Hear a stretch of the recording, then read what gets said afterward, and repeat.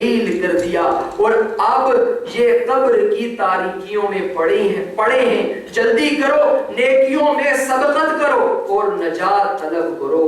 میٹھے میٹھے اسلام بھائیو، امیر المؤمنین حضرت سیدنا صدیق اکبر رضی اللہ تعالی عنہ ہمیں قبر کی تاریکیوں کا احساس دلا کر خواب غفلت سے بیدار فرما رہے ہیں۔ شدت موت کو سہنا، تاریکی گور، اس کی وحشت، کیڑے مکوڑوں کی خوراک بننا، ہڈیوں کا بوسیدہ ہو جانا، قیامت تک قبر میں پڑے رہنا اور حشر اور حساب اعمال، ان تمام معاملات کو جاننے کے باوجود غفلت کی چادر تان کر سوئے رہنا یقیناً تشویش ناک ہے۔ حضرت سیدنا ذوالنورین عثمان غنی رضی اللہ تعالیٰ عنہ جب کسی قبر کے قریب کھڑے ہوتے تو اس قدر روتے کہ آپ رضی اللہ تعالیٰ عنہ کی داڑھی مبارک تر ہو جاتی۔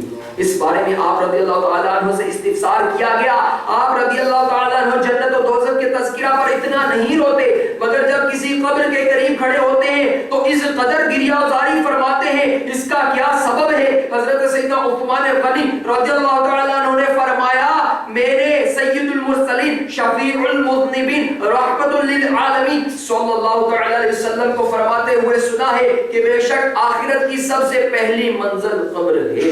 قبر والے نے اس سے نجات پائی تو بعد کا معاملہ آسان ہے، اور اگر اس سے نجات نہ پائی تو بعد کا معاملہ زیادہ سخت ہے۔ میٹھے میٹھے اسلام بھائیوں، دیکھا آپ نے ہمارے آقا عثمان غنی رضی اللہ تعالیٰ عنہ کو دنیا ہی میں بازبان مالک خلد و کوثر صلی اللہ تعالیٰ علیہ وسلم جنت کی بشارت ملنے کے باوجود اس قدر خوف خدا عز و جل لاحق رہتا، اور ایک ہماری حالت ہے کہ ہمیں اپنے ٹھکانے کا علم نہیں، اس کے باوجود گناہوں کے دلدل میں اپنے آپ کو دھساتے چلے جا رہے ہیں اور معصیت کے انبار کے باوجود خوشیوں سے جھومے چلے جا رہے ہیں، اور قبر کی دردناک پکار سے یکسر غافل ہیں۔ جی ہاں، قبر پکارتی ہے۔ قبر کیا پکارتی ہے؟ حضرت سیدہ فقیہ ابو اللیث سمرقندی رضی اللہ تعالی عنہ نقل فرماتے ہیں کہ قبر روزانہ 5 مرتبہ یہ ندا کرتی ہے، اے آدمی تو میری پیٹھ پر چلتا ہے حالانکہ میرا پیٹ تیرا ٹھکانہ ہے۔ اے آدمی تو مجھ پر عمدہ عمدہ کھانے کھاتا ہے، ان قریب میرے پیٹ میں تجھے کیڑے کھائیں گے۔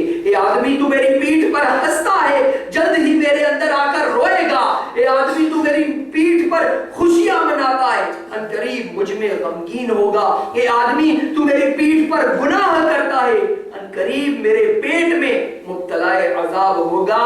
قبر روزانہ کرتی ہے پکار، مجھ میں ہے کیڑے مکوڑے بے شمار، یاد رکھ میں ہوں اندھیری کوٹھڑی، مجھ میں سن وحشت تجھے ہوگی بڑی۔ میرے اندر تو اکیلا آئے گا، ہاں مگر اعمال لیتا آئے گا۔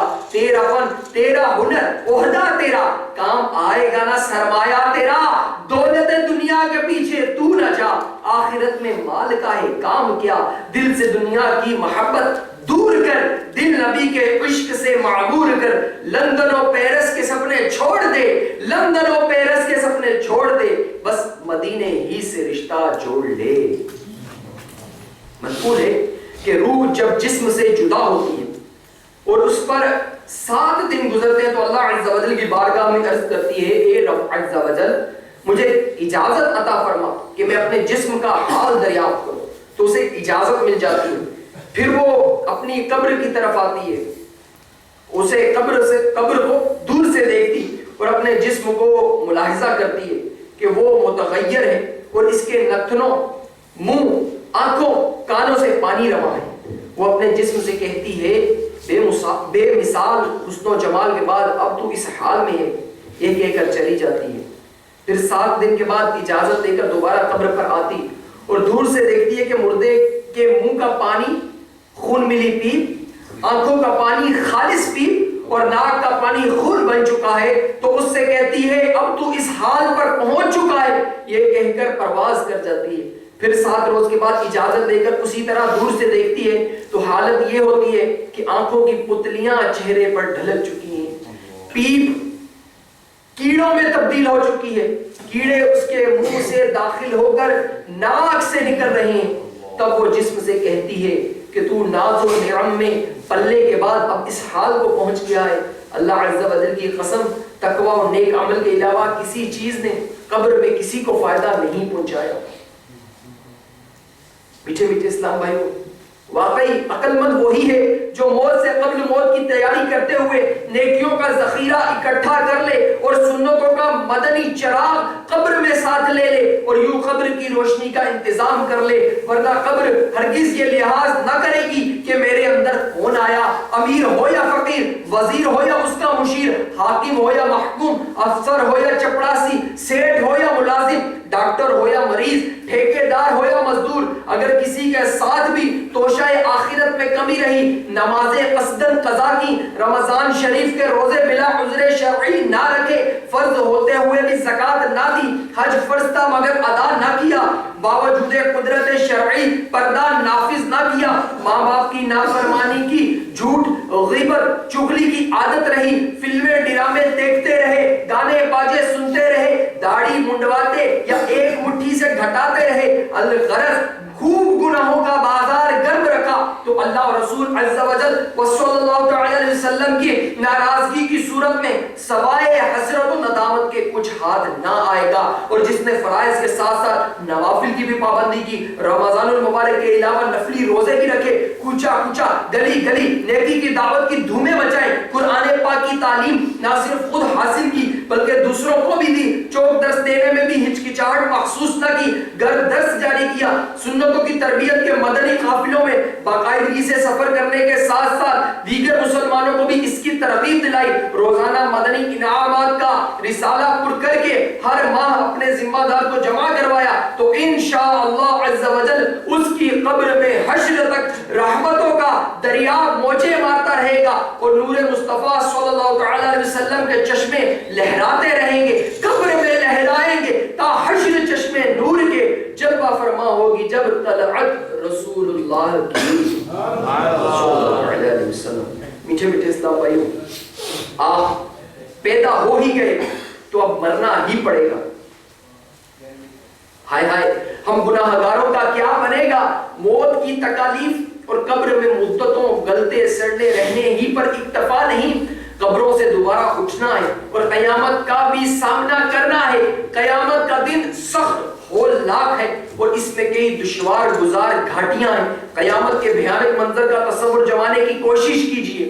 آہ آہ آہ، تانبے کی دہکتی ہوئی زمین پر تمام مخلوق اکٹھی ہوگی، ستارے جھڑ جائیں گے، چاند و سورج کے بے نور ہونے کے باعث گپ اندھیرا چھا جائے گا، مگر روشنی ختم ہونے کے باوجود تپش برقرار رہے گی۔ اہل محشر اسی حالت میں ہوں گے کہ اچانک آسمان ٹوٹ پڑے گا اور اس کے پھٹنے کی آواز کس قدر بھیانک ہوگی اس کا تصور کیجئے۔ پہاڑ دھنی ہوئی روئی کی طرح اڑ جائیں گے اور لوگ ایسے ہوں گے جیسے پھیلے ہوئے پتنگے، کوئی کسی کا پرسان حال نہ ہوگا، بھائی بھائی سے آنکھ نہ ملائے گا، دوست دوست سے منہ چھپائے گا، بیٹا باپ سے پیچھا چھڑائے گا، شوہر بیوی کو دور ہٹا دے گا اور بیٹا ماں کا بوجھ نہ اٹھائے گا، الغرض کوئی بھی کسی کے کام نہ آئے گا۔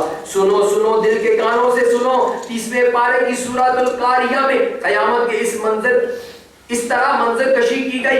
اللہ کے نام سے شروع، جو نہایت مہربان رحم والا، ترجمہ کنز الایمان، دل دہلانے والی۔ کیا وہ دل دہلانے والی؟ اور تو نے کیا جانا کیا ہے دہلانے والی؟ جس دن آدمی ہوں گے جیسے پھیلے پتنگے اور پہاڑ ایسے ہوں گے جیسے دھنکی اون، تو جس کی تولے یعنی وزن میں نیکیاں بھاری ہوئی تو وہ من مانتے عیش میں ہیں، اور جس کی تولے ہلکی پڑی وہ نیچا دکھانے والی گود میں ہے۔ اور تو نے کیا جانا کیا نیچا دکھانے والی؟ ایک آگ شعلے مارتی۔ حضرت سیدنا فضیل بن عیاض رضی اللہ تعالیٰ عنہ فرماتے ہیں کہ بروز قیامت ماں اپنے بیٹے سے ملے گی اور کہے گی، اے بیٹے، کیا تو میرے پیٹ میں نہ رہا؟ کیا تو نے میرا دودھ نہ پیا؟ بیٹا عرض کرے گا، اے میری ماں، کیوں نہیں؟ اس پر ماں کہے گی، بیٹا، میرے گناہوں کا بوجھ بہت بھاری ہے، اس پہ تو صرف ایک گناہ ہی اٹھا لے۔ بیٹا کہے گا، میری ماں، مجھ سے دور ہو جا، مجھے اپنی فکر لاحق ہے، میں تیرا یا کسی اور کا بوجھ نہیں اٹھا سکتا۔ میٹھے میٹھے اسلامی بھائیوں، ان تکلیفوں کے علاوہ بھوکے پیاسے رہنے اور حساب و کتاب کی تکالیف کا بھی سامنا کرنا پڑے گا۔ وہاں پر عرش کے سائے کے علاوہ کوئی سایہ نہ ہوگا جو مقربین کو ہی نصیب ہوگا۔ ان کے علاوہ لوگ سورج کی گرمی میں سسکتے بلکتے ہوں گے۔